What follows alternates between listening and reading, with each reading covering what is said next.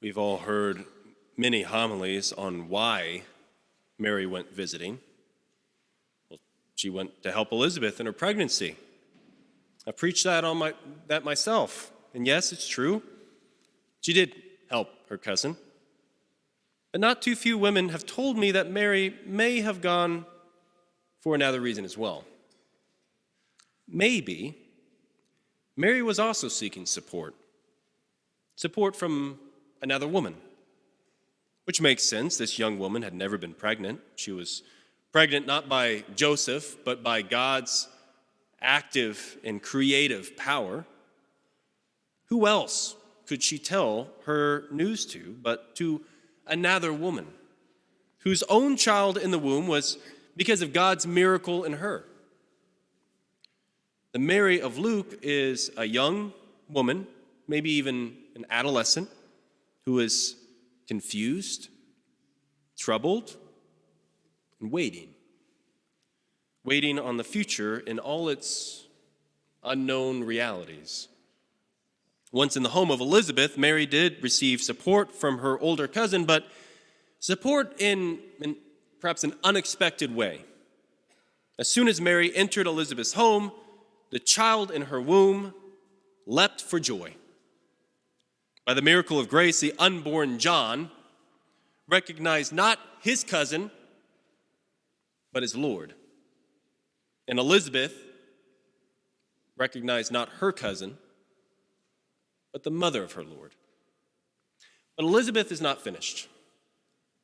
She says, "Blessed is the woman who has believed what the Lord has promised." Here is Mary at her very best. She believes and she trusts in her God. Think about Mary's simple response to the angel. "Let it be with me as you say." Gabriel didn't deliver "this is your life scenario" message to her.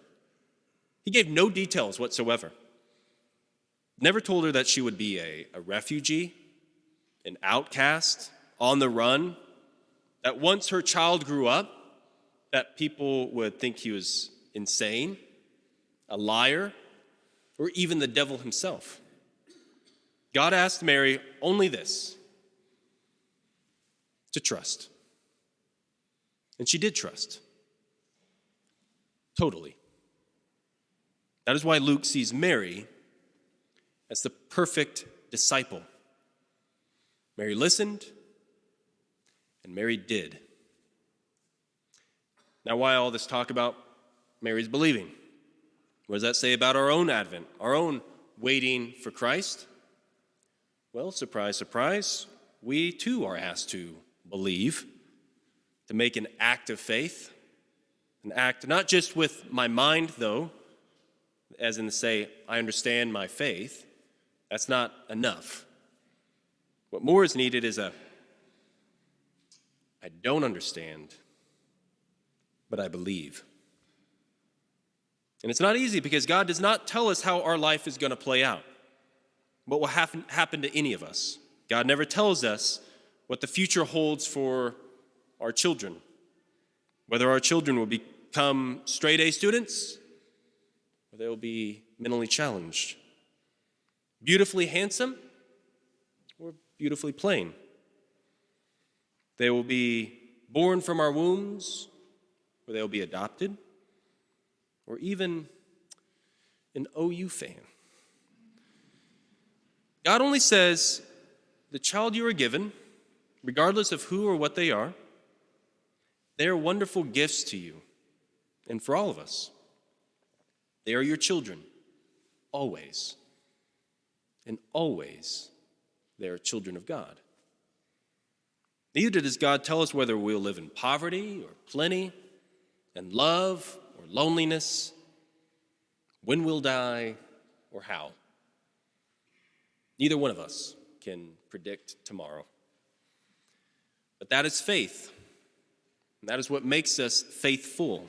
Too, in the face of so much uncertainty, so much unknown, so much of the I don't knows of life, to believe what God has promised us. To believe that God will not abandon us, that he is always with us. For he is a God called Emmanuel. No matter how absent he seems, no matter how far away he seems, no matter how far we stray, no matter how faithless we become, he will not leave us alone. Trust is a lot like this story I heard where there was this house fire and a child was on the second floor of this burning house, and she called out, or rather her father called out, "Jump, I'll catch you."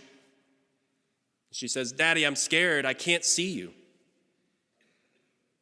He says, "I know, but I can see you, so jump." Advent with Mary, when the chips are down, leapt from a knowledge of God to an experience of God. Like Mary, we are called to jump. Whether you can see him or not is not all that important. He can see you, and he always does. So jump into his arms.